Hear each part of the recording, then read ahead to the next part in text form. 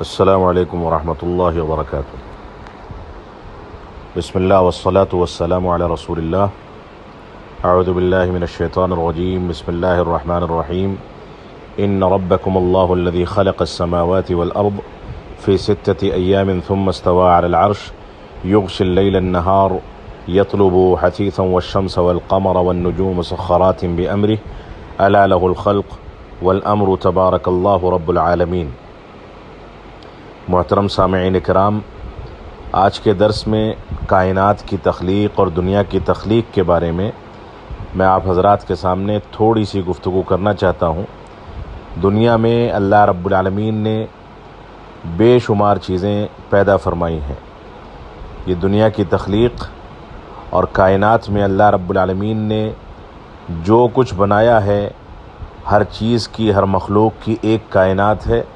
اللہ رب العالمین نے جانور بنائے، پرندے بنائے، سمندری جانور بنائے، درخت اور چرند پرند بنائے، اور اسی طرح سے اللہ رب العالمین نے ایسی مخلوقات بھی پیدا فرمائیں جن کو ہم دیکھ نہیں سکتے۔ انسانوں کو الگ الگ رنگ میں پیدا فرمایا، مختلف علاقوں کی مختلف خصوصیات رکھیں۔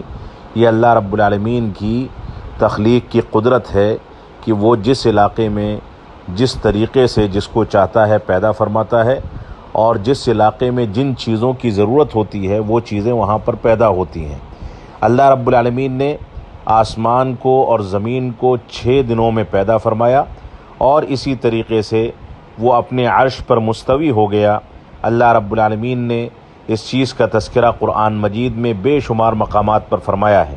سورہ اعراف کی آیت نمبر 54 میں نے آپ کے سامنے تلاوت کی۔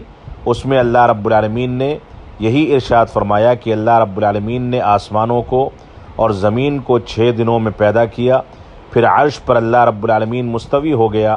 وہی رات کو دن کا لباس پہناتا ہے، اور اسی طریقے سے رات دن کے پیچھے دوڑتی ہے، اور چاند اور سورج کو، ستاروں کو اللہ رب العالمین نے پیدا فرمایا۔ اسی طریقے سے اللہ رب العالمین دوسری جگہ پر ارشاد فرماتا ہے، هو الذي خلق السماوات والأرض في 6 أيام وكان عرشه على الماء ليبلوكم أيكم أحسن عملا۔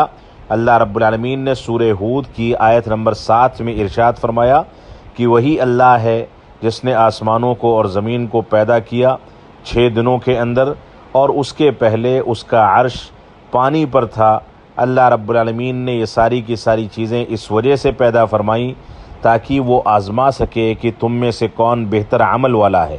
تو اللہ رب العالمین نے آسمان اور زمین کو، اگرچہ جب وہ اذا اراد شیئا ان یقول له کن فیکون، جب کسی چیز کا ارادہ کرتا ہے تو کہتا ہے کہ ہو جا، اور وہ چیز ہو جاتی ہے، اس کے باوجود آسمان اور زمین کو مزین کرنے میں، اس کو پیدا کرنے میں اللہ رب العالمین نے اپنی مرضی کو سامنے رکھتے ہوئے 6 دن کا وقت لگایا۔ یہ اللہ رب العالمین کی حکمت اور مصلحت ہے۔ آسمان و زمین کو اور اس میں انسانی ضروریات اور دنیا کی تزئین اور دنیا کی خوبصورتی کے لیے بے شمار چیزیں اللہ رب العالمین نے مزین فرمائیں، ان کو ہمارے سامنے پیش کیا اور پیدا فرمایا۔ اللہ رب العالمین نے اسی سلسلے میں ایک جگہ پر ارشاد فرمایا ہے کہ اللہ رب العالمین نے آسمان اور زمین کو 6 دنوں میں پیدا کیا۔ افلا تتذکرون، کیا تم نصیحت نہیں پکڑتے؟ یعنی سورہ سجدہ کی آیت نمبر 4 میں یہ فرمایا کہ آسمان اور زمین کو اللہ رب العالمین نے پیدا کیا ہے۔ اللہ رب العالمین کے سامنے کوئی سفارش کرنے والا اس کی اجازت کے بغیر قیامت میں نہیں ہوگا۔ تم لوگ اس بات پر غور کیا کرو۔ یعنی تخلیق میں، کائنات کی تخلیق میں اللہ رب العالمین کی تخلیق پر غور و فکر کرنے کا مقصد یہاں پر بیان کیا گیا ہے اور اس کی دعوت دی گئی ہے۔ اسی طریقے سے اللہ رب العالمین نے فرمایا، وَلَقَدْ خَلَقْنَا السَّمَاوَاتِ وَالْأَرْضَ وَمَا بَيْنَهُمَا فِي 6 أَيَّامٍ وَمَا مَسَّنَا مِن لُغُوبٍ، کہ ہم نے آسمانوں کو اور زمین کو اور اس کے درمیان کی چیزوں کو 6 دنوں میں پیدا کیا۔ وَمَا مَسَّنَا مِن لُغُوبٍ، اور ہم کو ذرا سی بھی تھکان نہیں ہوئی۔ اس سے بھی اللہ رب العالمین کی قدرت کا اندازہ ہوتا ہے۔ اللہ رب العالمین نے قرآن مجید میں اور رسول اکرم صلی اللہ علیہ وسلم نے احادیث مبارکہ میں بے شمار چیزیں اللہ رب العالمین کی تخلیق کے بیان فرمائی ہیں۔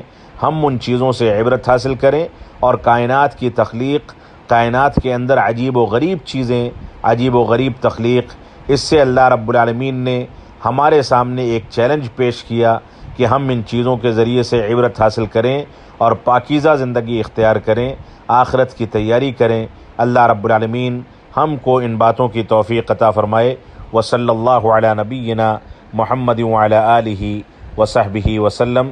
والسلام علیکم ورحمۃ اللہ وبرکاتہ۔